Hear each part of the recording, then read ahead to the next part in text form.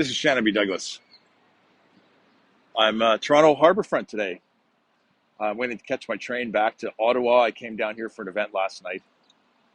Um I'm ready for school board trustee in Ottawa Zone 3, not under my pseudonym, Shannon B. Douglas, but under my real name, Shannon Boschy. I'm a chartered investment manager, spent a career working in the investment business. And there are things that I'm concerned about at this stage of my life, now that my kids are grown and gone, about my contribution to the world.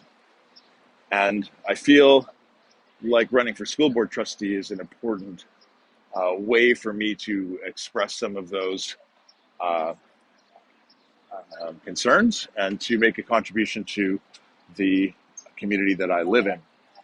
I wanted to talk a little bit about name calling because, as a school board trustee, there are many thousands of students in the Ottawa Carleton District School Board. And one of the things that we always teach kids is you shouldn't call people names. Name calling is bullying and abusive. We also teach kids that, sometimes there are bullies, and sticks and stones may break my bones, but they're not going to kill me. So uh, I started this campaign knowing that there was going to be a lot of name calling. And in the environment that we're in, name calling is a bullying tactic used, uh, unfortunately, way too much by people who I think should have learned better while they were in school themselves. And I think if school trustees, incumbents, and people running for school trustees uh, begin by calling other people names and attacking them, not based on their character, not based on their contribution, not based on who they are and their politics and their values, but just as a way to hurt people and to destroy and undermine a person's ability to communicate in order to win themselves, does not deserve to be a school trustee. That if they can't model the behaviors that we need of children, that we need to instill in our kids for the next generation, if they're modeling public abuse, public shaming, public humiliation of other people, name calling, and character ad hominem attacks instead of talking about the issues, I feel like that's a very serious problem. Now, uh, there's, you know, I, I'm sure you've heard stories about magic mirrors, and there's old sandbox games, right?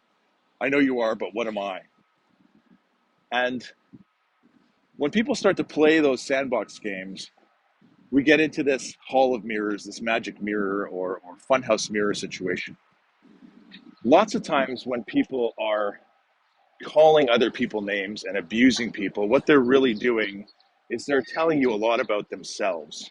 So that the names that people call others are more a reflection of them than of the person that they're abusing and they're attacking.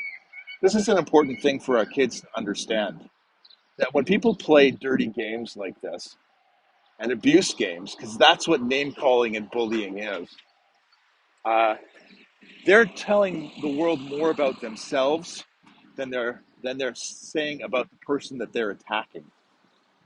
And if you're an individual who values character, who values integrity, who values competence yourself, you need to be skeptical of name calling and this kind of abuse games. So, how does bullying work? Is there any kind of exemption for bullying? Is bullying ever justified? In the world that we live in today, it seems like the answer is yes. And I disagree with that wholeheartedly and completely. There's never an excuse to abuse another human being. There just isn't. There's no intersectional identity that gets you a pass to act like a schmuck and hurt other people. There just isn't. But today, for some reason, we teach these intersectional identities. We teach about an oppression matrix. We teach about systemic racism and that certain identities uh, need to be protected from any kind of question, while other identities can be openly and justifiably attacked because of the nature or the color of their skin and their biological sex. This is not values. This is not character. This is not how we want to raise children in our communities. Because when we're raising children like this, we're teaching them that in some situations, abusing others is okay.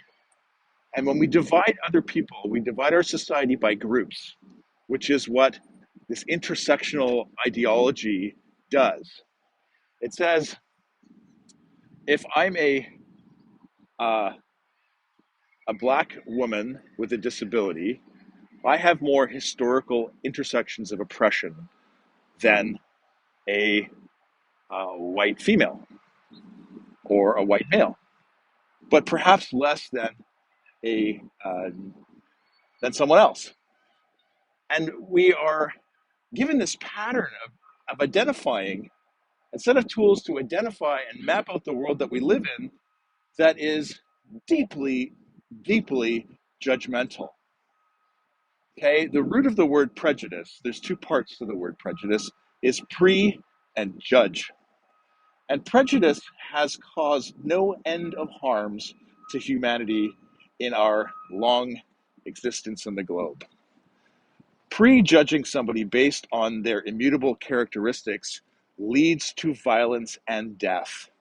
When we institutionalize prejudice, then we are dividing our society, we're undermining the trust we can have for other people, we are elevating some and tearing others down, and it is simply the most toxic kind of ideology I can imagine being instituted in a society. Fundamentally, people who want to divide us, create destabilization, play war games, assume power, do so by instilling these kinds of very toxic ideas in people. And the people who are playing this game right now seem to think that it's justified, as they always do. So we know that leading up through the 20s and 30s, that there was a rising anti-Semitism in Europe, that there was this text that was published in Syria in the early 1900s called The Protocols of the Elders of Zion. It's been thoroughly debunked. Anti-Semitic tropes, blood libels, accusations of historic, theft of Christian babies and sacrifices, and the most heinous kinds of accusations. And then assertions that the Jews of Europe had created a cabal to control and oppress people. Is this sounding familiar? That because of this, the poor, good German Aryans were victims of this conspiracy of Jews. Now, that's not isolated. Tribal man, others, outsiders. It's part of actually our protective mechanisms that we need to have, or we needed to have as tribes, to protect ourselves, because we didn't have systems and institutions where we could reinforce trust and grow from these small communities of 50 to 150 people into larger societies. The level and capacity for managing conflict was too rooted in force and might is right. And so for hundreds of thousands of years, and even if we take biology and we go back farther, human beings and our biological evolutionary ancestors defended their family, their clan, their troop, their tribe, their nations against outsiders. And we have instincts that are ferocious, that when activated, pit people against each other. And this notion of dividing people up into intersection categories, emphasizing a victim's ethic, and a victim's cosmology, blaming others for maybe real events and circumstances, but maybe made up and conspiratorial ones. Doesn't matter. As soon as we start dehumanizing other people, truth goes out the window. And that's what we're teaching in schools right now. And uh, it's it's uh, it's it's blatantly obvious that this is what's happening. It's happening in places like the Waterloo District School Board, Hamilton Region School Board. It's happening in Toronto District School Board. It's happening in the Ottawa School Board. It's happening everywhere. And as citizens of a community, as parents, as contributors to our society, if we believe that this is dangerous and toxic and destined to cause problems, we have to stand up and we have to say so. So we have to run. We have to be willing to be called names and publicly shamed and abused and attacked. And people don't limit their attacks to name calling. We live in a society where employers start to get called, where people who work in the school system now are afraid to talk because they know that the name calling and the accusations, hideous accusations of racial animosity and prejudice and trans bigotry and all of these things could lead to investigations and even dismissals. It's happening all over. And it's a very disturbing set of signs that we're observing and experiencing. Now, I'm really fortunate that I can tolerate being called names for a number of reasons. And that the career that I have shelters me somewhat, although I've lost clients because of the public stand that I'm taking on this already. And I think that sacrifice is important, and I'm willing to do it, because if we want a future, a stable society, coherent, trust-based, competent and constructive economy, we need to take a stand. Now look, the world we live in is not perfect.